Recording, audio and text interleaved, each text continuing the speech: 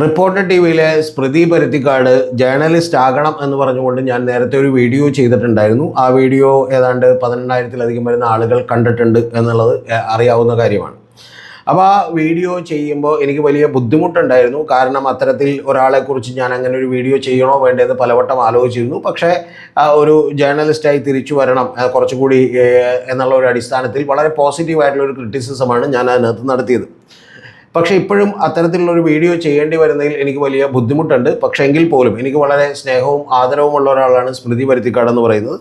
പക്ഷേ ചില വിയോജിപ്പുകൾ പറയാതെ വയ്യ. ഈ സ്നേഹത്തിൻ്റെയും ആദരവിൻ്റെയൊക്കെ കാരണം എന്ന് പറയുന്നത് ഏറ്റവും പ്രധാനപ്പെട്ട കാരണം ഒരു വലിയ തോതിലുള്ള സൈബർ അറ്റാക്കുകളും വളരെ മോശപ്പെട്ട വിമർശനങ്ങളും ഒക്കെ കേൾക്കേണ്ടി വരുമ്പോൾ പോലും സ്വന്തം ബോധ്യമുള്ള അഭിപ്രായങ്ങൾ വളരെ ധൈര്യപൂർവ്വം പറയുന്ന ഒരാളാണ് സ്മൃതി എന്നുള്ള കാര്യത്തിൽ എനിക്ക് അവരോട് ആ ഒരു കാര്യത്തിലാണ് എനിക്ക് വലിയ ബഹുമാനം തോന്നിയിട്ടുള്ളത്. അപ്പോൾ അത്തരത്തിലുള്ള ഒരാളെ നമ്മൾ സപ്പോർട്ട് ചെയ്യേണ്ട ആവശ്യമുണ്ട് എന്നുള്ളതൊക്കെ ഞാൻ പലവട്ടം വിചാരിച്ചിട്ടുണ്ട്. കാരണം ഈ മോശപ്പെട്ട കമൻറ്റുകൾ പറഞ്ഞുകൊണ്ട്, മോശപ്പെട്ട കാര്യങ്ങൾ പറഞ്ഞുകൊണ്ട്, അല്ലെങ്കിൽ ഏതെങ്കിലും തരത്തിൽ അവരെ അധിക്ഷേപിച്ചുകൊണ്ട് അവരുടെ അഭിപ്രായങ്ങളെ ഇല്ലാതാക്കുന്ന ഒരു രീതി, അതിനിപ്പോൾ ഏത് തെറ്റായ അഭിപ്രായമാണെങ്കിലും അത് ശരിയല്ല എന്ന് വിചാരിക്കുന്ന ഒരാളാണ് ഞാൻ. അതുകൊണ്ട് തന്നെയാണ് ഞാൻ നേരത്തെ പറഞ്ഞ കാര്യങ്ങളൊക്കെ തന്നെ നിങ്ങളോട് ഓപ്പണായി പറഞ്ഞിട്ടുള്ളത്. പക്ഷേ സ്മൃതി ചില വിമർശനങ്ങൾ എനിക്ക് പറഞ്ഞേ തീരൂ എന്നുള്ളത് കൊണ്ടാണ് ഞാൻ ഈ വീഡിയോ എടുക്കുന്നത്. അതിൻ്റെ പ്രധാനപ്പെട്ട കാര്യം, സ്മൃതി കഴിഞ്ഞ ചർച്ചകളിൽ പറഞ്ഞുകൊണ്ടിരിക്കുന്ന ഏറ്റവും പ്രധാനപ്പെട്ട കാര്യം എന്ന് പറയുന്നത് വയനാട് ഫണ്ട് ഒരു വലിയ പ്രശ്നമാണോ എന്നുള്ളതാണ്. ഇന്നലത്തെ മീറ്റ് ദ എഡിറ്റേഴ്സിൽ പോലും സ്മൃതി ചോദിക്കുന്നത്. സ്മൃതി, എനിക്ക് എല്ലാ ബഹുമാനത്തോടും കൂടി എനിക്ക് പറയാനുള്ളൊരു കാര്യം, വയനാട് ഫണ്ട് വലിയൊരു പ്രശ്നമാണ്. അടുത്ത കാര്യം സ്മൃതി ചോദിക്കുന്നത്, ഇത് പ്രതിപക്ഷത്തിൻ്റെ പണിയാണോ വീടുണ്ടാക്കി കൊടുക്കുന്നതെന്നാണ്. പ്രതിപക്ഷത്തിൻ്റെ പണിയല്ല വീടുണ്ടാക്കി കൊടുക്കുന്നത്. പക്ഷെ അങ്ങനെയാണെങ്കിൽ പ്രതിപക്ഷം ആ പേരും പറഞ്ഞ് പിരിക്കരുത്. അതാണ് ഏറ്റവും പ്രധാനപ്പെട്ട കാര്യം.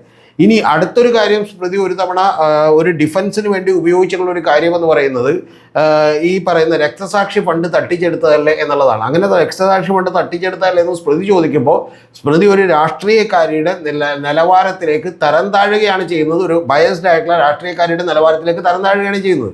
അങ്ങനെ താങ്കൾക്ക് ഒരു നിലപാടെടുക്കാനുള്ള സ്വാതന്ത്ര്യമൊക്കെ ഉണ്ട്, വേണമെങ്കിൽ രാഷ്ട്രീയക്കാരിയാക്കാനുള്ള സ്വാതന്ത്ര്യമുണ്ട്, അതിലേക്കൊന്നും ഞാൻ തെറ്റ് പറയുന്നില്ല. പക്ഷേ പ്രധാനപ്പെട്ട ഒരു കാര്യം, സ്മൃതി എപ്പോഴും പറഞ്ഞുകൊണ്ടിരിക്കുന്ന ഒരു കാര്യത്തെ വിശ്വസിച്ചുകൊണ്ടാണ് എന്നെ പോലെയുള്ള ആളുകൾ താങ്കളെ കേൾക്കുന്നത്. അതിൻ്റെ പ്രധാനപ്പെട്ട കാര്യം സ്മൃതി പറയുന്നത്, ഇനി UDF ഭരണം വന്നോട്ടെ അല്ലെങ്കിൽ കോൺഗ്രസിൻ്റെ ഭരണം വന്നോട്ടെ അപ്പോഴും കാണാം, ഞാൻ അവരെയും വിമർശിക്കും, എനിക്ക് അത്തരത്തിൽ ഒരു പാർട്ടിയോടുമുള്ള ചായ്വില്ല എന്നാണ് താങ്കൾ ഇടക്കിടക്ക് പറഞ്ഞുകൊണ്ടിരിക്കുന്നത്.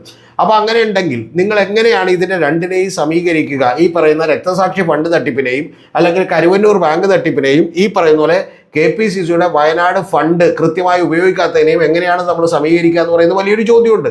ഞാൻ നിങ്ങളോട് ഉദാഹരണം പറയാം. ഇപ്പോൾ പ്രധാനപ്പെട്ട എൻ്റെ പ്രിയപ്പെട്ട പ്രേക്ഷകർ ഇതിൻ്റെ താഴെ ഒന്ന് കമൻറ്റ് ചെയ്യണം. നിങ്ങളൊന്ന് ആലോചിച്ച് നോക്കൂ. ഒരു CPM പോലൊരു വലിയ പാർട്ടി, 5 ലക്ഷത്തിലധികം പാർട്ടി മെമ്പർമാരുള്ള 2 ലക്ഷത്തോളം അനുഭാവികളുള്ള ഒരു പാർട്ടി, ആ പാർട്ടിയിൽ 7 ലക്ഷത്തിലുള്ള ആളുകളിൽ ആരും തെറ്റ് ചെയ്യരുത് എന്ന് നമുക്ക് പറയാൻ പറ്റില്ലല്ലോ. ഇപ്പോൾ കരുവന്നൂരിലടക്കം ചിലപ്പോൾ ജില്ലാ കമ്മിറ്റി മെമ്പർമാരടക്കമുള്ള ആളുകൾ ചിലപ്പോൾ അഴിമതിയിലൊക്കെ പെട്ടുപോയേക്കാം. അതിപ്പോൾ CPIയിലെ തന്നെ ഈ പറയുന്ന പോലെ പല ആളുകളൊക്കെ തന്നെ അത്തരത്തിലുള്ള അഴിമതികളിലേക്ക് പെട്ടുപോകാറുണ്ട്. ഏത് രാഷ്ട്രീയ പാർട്ടികളിലും പെട്ടുപോകാറുണ്ട്. അത് നമുക്ക് തീർച്ചയായിട്ടും ഗൗരവമുള്ള കാര്യമാണ്. ഇപ്പോൾ രക്തസാക്ഷി ഫണ്ടും തട്ടിച്ചു എന്ന് പറയുന്ന ഒരു വാദത്തിന് വേണ്ടി കുഞ്ഞികൃഷ്ണൻ പറയുന്ന കാര്യങ്ങൾ സമ്മതിച്ചാൽ പോലും 5 ലക്ഷം രൂപയുടെ അഴിമതിയാണ് നടന്നിട്ടുള്ളത് എന്നുള്ളത് യാഥാർത്ഥ്യമാണ്. പക്ഷേ ഇത്തരത്തിൽ 5 ലക്ഷം രൂപയുടെ അഴിമതിയാണ് നടന്നിട്ടുള്ളതെന്നാണ് വാദം പോലും. പക്ഷെ അതും ഈ പറയുന്ന വയനാട് ഫണ്ടുമായിട്ട് എങ്ങനെയാണ് സമീകരിക്കാൻ കഴിയുക? ഒന്ന്, അതെല്ലാം തന്നെ ഒരു രക്തസാക്ഷിക്ക് വേണ്ടി ഒരു ഫണ്ട് പിരിക്കുകയും ആ രക്തസാക്ഷിക്ക് വലിയ തോതിൽ പണം നൽകുകയും ചെയ്തതിന് ശേഷം ബാലൻസ് ഉള്ള ഫണ്ടിൽ നിന്നാണ് ഈ പറയുന്ന പോലെ തട്ടിപ്പുകൾ നടത്തി എന്ന് പറയുന്ന ആരോപണം പോലും ഉള്ളത് എന്നുള്ളത് സ്മൃതി പരുത്തിക്കാട് ആലോചിക്കണം. അത് അഭിമന്യുവിൻ്റെ ഫണ്ടാണെങ്കിലും വിദ്യാധരൻ്റെ ഫണ്ടാണെങ്കിലും ഇത്തരത്തിൽ ഉള്ള രക്തസാക്ഷികളുടെ പലരുടെയും ഫണ്ടാണെങ്കിലും അത്തരത്തിലുള്ള ആരോപണങ്ങളൊക്കെ വന്നിട്ടുണ്ട്. പക്ഷെ അത് വന്നേക്കുന്നത് CPMൻ്റെ സംസ്ഥാന സെക്രട്ടറിക്കും CPMൻ്റെ സംസ്ഥാന നേതൃത്വത്തിനും നേരെയല്ല. അത് വന്നിരിക്കുന്നത് ഒന്നില്ലെങ്കിൽ ജില്ലാ നേതൃത്വത്തിന്, ഏരിയ കമ്മിറ്റി സെക്രട്ടറിക്കൊക്കെ നേരെയാണ്. അപ്പോൾ അത്തരത്തിലുള്ള ചില പുഴുക്കുത്തുകൾ, ചിലപ്പോൾ ഈ പറഞ്ഞ പോലെ പ്രശ്നങ്ങളൊക്കെ തന്നെ ഏതൊരു രാഷ്ട്രീയ പാർട്ടികളും ഉണ്ടാകാം, ഞാൻ വാദത്തിന് വേണ്ടി സമ്മതിച്ചാൽ. പക്ഷെ ഇതങ്ങനെയല്ല സ്മൃതി. ഇത് ഏറ്റവും പ്രധാനപ്പെട്ട കാര്യം സ്മൃതി മനസ്സിലാക്കേണ്ടത്, ഇത് KPCC എന്ന് പറയുന്ന കേരള പ്രദേശ് കോൺഗ്രസ് കമ്മിറ്റി എന്ന് പറയുന്ന കേരളം ഭരിക്കാൻ പോകുന്ന ഒരു പാർട്ടിയുടെ ഏറ്റവും വലിയ സംസ്ഥാന കമ്മിറ്റി തന്നെ അവരുടെ നേതൃത്വത്തിൽ ഒരു ഫണ്ട് പിരിക്കുകയും ആ ഫണ്ട് പിരിക്കുന്നതിൻ്റെ ഭാഗമായി എന്താണ് സംഭവിച്ചത്? ആ ഫണ്ട് പിരിക്കുന്നതിൻ്റെ ഭാഗമായിട്ട് നിങ്ങളാരും തന്നെ ഗവൺമെന്റിന്റെ CMDRF സംഭാവന ചെയ്യരുത് എന്നും ഏറ്റവും ഒടുവിൽ ആ സംഭാവന ചെയ്യാൻ തീരുമാനിച്ച രമേശ് ചെന്നിത്തലയോട് ഞാൻ സംസാരിച്ചിട്ടുണ്ടെന്നും കെ സുധാകരൻ പറയുന്ന പുറത്തു വന്നു. എന്ന് പറഞ്ഞാൽ പാർട്ടിക്കൊരു സംവിധാനമുണ്ട്, ആ സംവിധാനത്തിലേക്ക് കാശിട്ടാൽ മതി, അല്ലാതെ നിങ്ങൾ എന്ത് ചെയ്യണ്ട, മറ്റാർക്കും കൊടുക്കരുതെന്നും, കൊടുത്താൽ ഗവൺമെന്റ് അത് അടിച്ചു മാറ്റുമെന്നും, പകരം എന്ത് ചെയ്യണം, നമ്മളുടെ കയ്യിൽ തന്നാൽ നമ്മൾ കൃത്യമായിട്ട് നടപ്പിലാക്കുമെന്നും പറഞ്ഞ പദ്ധതിയാണ് ഒന്ന്. അതിലെ കൃത്യമായിട്ടുള്ള പണം അവിടെ, ഫണ്ട് അവിടെ, കണക്ക് തന്നെ പുറത്തു വിട്ടത് എത്രത്തോളം സമ്മർദ്ദം വന്നതിന് ശേഷമാണ് ഒന്ന്. ഇനി രണ്ടാമത്തെ കാര്യമെന്ന് പറയുന്നത് ഈ പറയുന്ന അവിടെ ഗവൺമെൻറ് ഒരു ഓഫർ വെച്ചിരുന്നു, നിങ്ങൾക്ക് വീട് വേണ്ടെങ്കിൽ 420ഓളം വരുന്ന വീടുകൾ പണിയാൻ തീരുമാനിച്ചപ്പോൾ ആ വീടുകൾ വേണ്ടാത്തവർക്ക് വേണ്ടി 15 ലക്ഷം രൂപ മേടിച്ചുകൊണ്ട് പോകാമെന്ന് പറഞ്ഞിരുന്നു. ആ 15 ലക്ഷം രൂപ മേടിച്ചുകൊണ്ട് പോയവരാണ് ഈ കോൺഗ്രസിൻ്റെയും മുസ്ലിം ലീഗിൻ്റെയൊക്കെ വീട് തേടി ചെന്നത്. ആ കോൺഗ്രസിൻ്റെ വീട് തേടി ചെന്നവർക്ക് കോൺഗ്രസ് വീട് കൊടുക്കാമെന്ന് പറഞ്ഞവർ ഇപ്പോൾ 15 ലക്ഷം രൂപയും മേടിച്ച് അവരെന്ത് ചെയ്യുന്നു, ഏതെങ്കിലും സ്ഥലത്ത് വാടകയ്ക്ക് താമസിക്കുന്നു. 15 ലക്ഷം രൂപയും കൂടി തീർന്നു കഴിഞ്ഞാൽ എവിടെ പോയി താമസിക്കും? അപ്പോൾ അത് അത്രമാത്രം ഗൗരവമുള്ളൊരു കാര്യമാണ്. എന്ന് പറഞ്ഞാൽ ഒരു കേരളത്തിൻ്റെയോ ഇന്ത്യയുടെയോ ചരിത്രത്തിലില്ലാത്ത വിധം ഏതെങ്കിലും ഒരു ലോക്കൽ കമ്മിറ്റിയിലെ നേതാക്കളോ ഒരു ഏരിയ കമ്മിറ്റിയിലെ നേതാക്കളോ ഒരു മണ്ഡലം പ്രസിഡന്റോ ഒരു ബ്ലോക്ക് പ്രസിഡന്റോ അഴിമതി ചെയ്യുന്ന പോലെയല്ല, ഒരു MLA അഴിമതി ചെയ്യുന്ന പോലെയല്ല. ഒരു കേരളത്തിൻ്റെ ഏറ്റവും പ്രമുഖമായിട്ടുള്ള, കേരളം ഭരിക്കേണ്ട ഒരു രാഷ്ട്രീയ പാർട്ടിയുടെ പ്രസ്ഥാനം, ആ പ്രസ്ഥാനത്തിൻ്റെ നേതൃത്വത്തിൽ തന്നെ വലിയ അഴിമതി നടന്നിരിക്കുന്നു എന്ന് പറഞ്ഞാൽ അതിനെക്കുറിച്ച് നമ്മൾ ചർച്ച ചെയ്യണ്ടേ? യഥാർത്ഥത്തിൽ കുഞ്ഞികൃഷ്ണൻ പറഞ്ഞ ആരോപണവും അതുപോലെ തന്നെ രക്തസാക്ഷി പട്ടിലെ ആരോപണവും ചർച്ച ചെയ്യുന്നതിനേക്കാൾ 10 ഇരട്ടി വാശിയോടുകൂടി അത് ചർച്ച ചെയ്യേണ്ടത് സ്മൃതി. അല്ലാതെ അത് നിസ്സാരമായിട്ടുള്ള കാര്യമാണ് എന്നുള്ളത് എങ്ങനെയാണ് പറയുന്നത്? അത് സ്മൃതി പരുത്തിക്കാരൻ പറഞ്ഞത് വയനാട് ഫണ്ടാണോ വലിയ പ്രശ്നം? കേരളത്തിലെ ഏറ്റവും വലിയ പ്രശ്നം എന്നാണ്. കേരളത്തിലെ ഏറ്റവും വലിയ പ്രശ്നം അതാണ്. നാളെ CPMന്റെ സംസ്ഥാന കമ്മിറ്റിയോ കേന്ദ്ര കമ്മിറ്റിയോ ഒരു ഫണ്ട് പിരിക്കുന്നു, ആ ഫണ്ട് മുഴുവൻ ഇവർ അടിച്ചു മാറ്റുന്നു എന്ന് പറഞ്ഞിട്ട് ഇവർ പറയുകയാണ് കേരള ഭരണം നമുക്ക് തരുമെന്ന് പറഞ്ഞിട്ടുണ്ടെങ്കിൽ സ്മൃതി ഇതുപോലെ തന്നെ റിയാക്ട് ചെയ്യുമോ? അപ്പോൾ എന്തൊരു അസംബന്ധമാണ് ഈ പറയുന്നത് എന്നുള്ളതാണ് എനിക്ക് ചോദിക്കാനുള്ളത്. അത് വളരെയധികം നിരാശപ്പെടുത്തുന്നതുകൊണ്ടാണ് ഇത്രയും ഈ പറയുന്ന പോലെ കോൺഗ്രസിനോട് ബയസ്ഡ് ആയിട്ടുള്ള ഒരു സ്റ്റാൻഡ് എടുക്കുമ്പോൾ കോൺഗ്രസിന് അനുകൂലമായിട്ടുള്ള ഒരു നിലപാടെടുക്കാം. പക്ഷെ ഇതിനെങ്ങനെയാണ് നമുക്ക് സമീകരിക്കാൻ കഴിയുക? ഇതിനെങ്ങനെയാണ് നമ്മൾ ന്യായീകരിക്കാൻ കഴിയുക? എനിക്കൊന്ന് മറുപടി ഇതാ. ഇനി ഇതൊരു കാര്യം. ഇനി അടുത്തത് സ്മൃതി പറയുന്ന ഏറ്റവും പ്രധാനപ്പെട്ട ഒരു കാര്യമുണ്ട്. ജമാഅത്തെ ഇസ്ലാമി എന്ന് പറയുമ്പോൾ തന്നെ ജമാഅത്തെ ഇസ്ലാമിയുമായി കൂട്ടുകൂടി. ഇപ്പോൾ SDPIയുടെ എന്ത് ചെയ്തിരിക്കുന്നു, പിന്തുണ CPM മേടിച്ചിരിക്കുന്നു എന്ന് പറയുന്നത് തമ്മിൽ വ്യത്യാസമുണ്ട്. കാരണം ജമാഅത്തെ ഇസ്ലാമിയുടെ പിന്തുണ എനിക്കൊരു പക്ഷവുമില്ല. ഞാൻ വളരെ കൃത്യമായിട്ട് പറയാം, ജമാഅത്തെ ഇസ്ലാമിയുടെ പിന്തുണ CPM മേടിച്ചിട്ടുണ്ട്, LDF മേടിച്ചിട്ടുണ്ട്, UDF മേടിച്ചിട്ടുണ്ട്, എല്ലാ പാർട്ടിക്കാരും മേടിച്ചിട്ടുണ്ട്. BJPക്ക് മാത്രം ഒരു പിന്തുണ കൊടുത്തിട്ടില്ല. ഇപ്പം പോലും സ്മൃതി അടക്കം അറിയേണ്ടത് കേരളത്തിന് പുറത്തേക്ക് വന്നിട്ടുണ്ടെങ്കിൽ തമിഴ്നാട്ടിൽ കോൺഗ്രസ്, അതൊരു തവണ സ്മൃതി ഒരു ബുദ്ധി കൂടി കാണിച്ചു, കോൺഗ്രസും CPM ഒരുമിച്ച് അവിടെ ഒരു മുന്നണിയിലാണ്. അന്ന് അരുൺകുമാർ ചോദിച്ചൊരു ചോദ്യമുണ്ട്, CPMനോട് അവർ പിന്തുണക്കുന്നില്ല എന്നാണ് തമിഴ്നാട്ടിൽ ചോദിച്ചത്. അപ്പോൾ സ്മൃതി നൈസായി വിട്ടുകളഞ്ഞൊരു കാര്യമുണ്ട്, കോൺഗ്രസ് എന്ന് പറഞ്ഞ പേര് വിട്ടുപോയി. അപ്പോൾ അരുൺകുമാർ എടുത്ത് ചോദിച്ചു ആ മുന്നണിയിലുള്ള അടുത്തൊരു പാർട്ടിയുടെ പേര് കോൺഗ്രസ് എന്നല്ലെന്ന് ചോദിച്ചപ്പോൾ സ്മൃതിക്കൊന്നും പറയാനുണ്ടായിരുന്നില്ല. അപ്പോൾ അവിടെ കോൺഗ്രസിനെയും CPMനെയും ഒക്കെ ഇവർ സപ്പോർട്ട് ചെയ്യുന്നുണ്ട്. പ്രധാനപ്പെട്ട കാര്യമൊന്നുമല്ലല്ലോ. ആ സപ്പോർട്ട് ചെയ്യുന്നതിന് നമുക്ക് മനസ്സിലാക്കാം എന്ന് പറഞ്ഞിട്ടുണ്ടെങ്കിൽ BJPയെ എതിർക്കാൻ വേണ്ടിയിട്ട് ഇവരെ സപ്പോർട്ട് ചെയ്ത് അവർക്ക് മതിയാവുള്ളൂ. അതുകൊണ്ട് അവർ സപ്പോർട്ട് ചെയ്യുന്നു, പിന്തുണക്കുന്നു എന്ന് പറഞ്ഞാൽ അത് വലിയ പ്രശ്നമായിട്ട് ഉന്നയിക്കേണ്ട കാര്യമില്ല. അല്ലെങ്കിൽ അത്രയും വലിയ രാഷ്ട്രീയ ധാർമ്മികതയൊന്നും നമ്മൾ ഒരു പാർട്ടികളിൽ നിന്നും പ്രത്യേകിച്ചും ഇലക്ട്രൽ പൊളിറ്റിക്സ് പ്രതീക്ഷിക്കുന്നതിലകത്തുമില്ല. പക്ഷേ പ്രധാനപ്പെട്ടൊരു കാര്യമുണ്ട് സ്മൃതി. കാരണം എന്തുകൊണ്ടാണ് VD സതീശൻ വന്നിട്ട് നിലമ്പൂർ തെരഞ്ഞെടുപ്പിൽ വളരെ നാമമാത്രമായ വോട്ടുകൾ മാത്രമുള്ള ജമാഅത്തെ ഇസ്ലാമി എന്തിനു വേണ്ടിയിട്ടാണ്, അവർക്കിപ്പോൾ മതരാഷ്ട്രവാദമില്ല എന്ന് പറഞ്ഞത് എന്തിനു വേണ്ടിയിട്ടാണ്?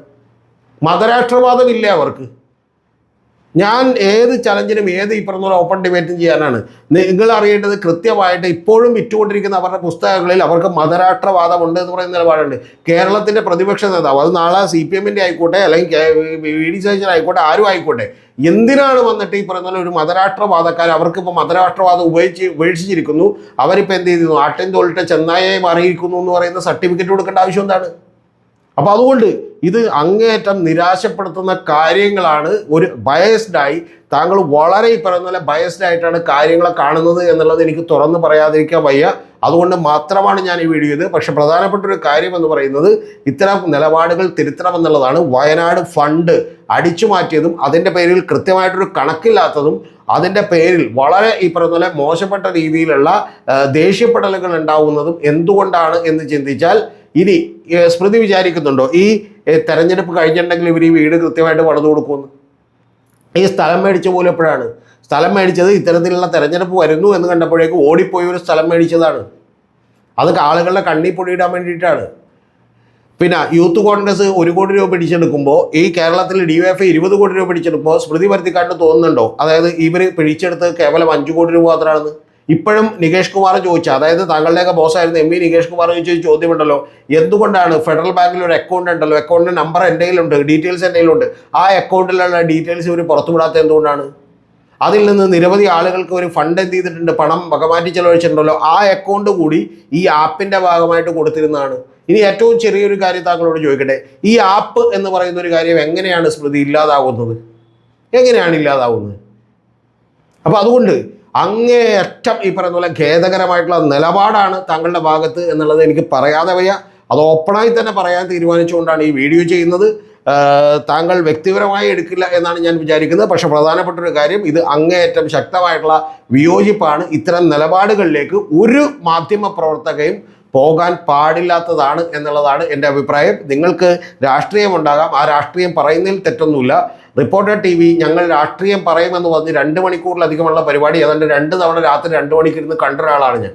ആ രാഷ്ട്രീയമൊക്കെ നിങ്ങൾ പറഞ്ഞോളൂ. പക്ഷേ ഇത്തരത്തിൽ വളരെ ബയസ്ഡായി ഏതിനെയും ന്യായീകരിക്കേണ്ട ബാധ്യതകൾ ഞങ്ങൾക്കുണ്ട് എന്ന് തോന്നിക്കുന്ന രീതിയിലുള്ള കാര്യങ്ങൾ ചെയ്യരുത്. അതിൻ്റെ പ്രധാനപ്പെട്ട കാരണം ഇലക്ഷൻ വരുമ്പോഴേക്കും ഇത് എങ്ങനെയെങ്കിലും ന്യായീകരിച്ചേ പറ്റൂ എന്നുള്ളത് കൊണ്ടാണ്.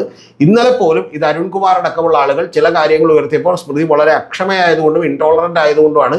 ചിലപ്പോൾ അതൊക്കെ ആ പരിപാടിയുടെ ഫോർമാറ്റ് ആയിരിക്കാം. പക്ഷേ ഫോർമാറ്റ് ആണെങ്കിൽ പോലും ഇത് താങ്കളുടെ ക്രെഡിബിലിറ്റി ഇടിക്കും എന്നുള്ളതാണ് എനിക്ക് പറയാനുള്ളത്. അതിൽ ഏറ്റവും പ്രധാനപ്പെട്ട ഒരു കാര്യം കൂടി ഞാൻ പറയാം.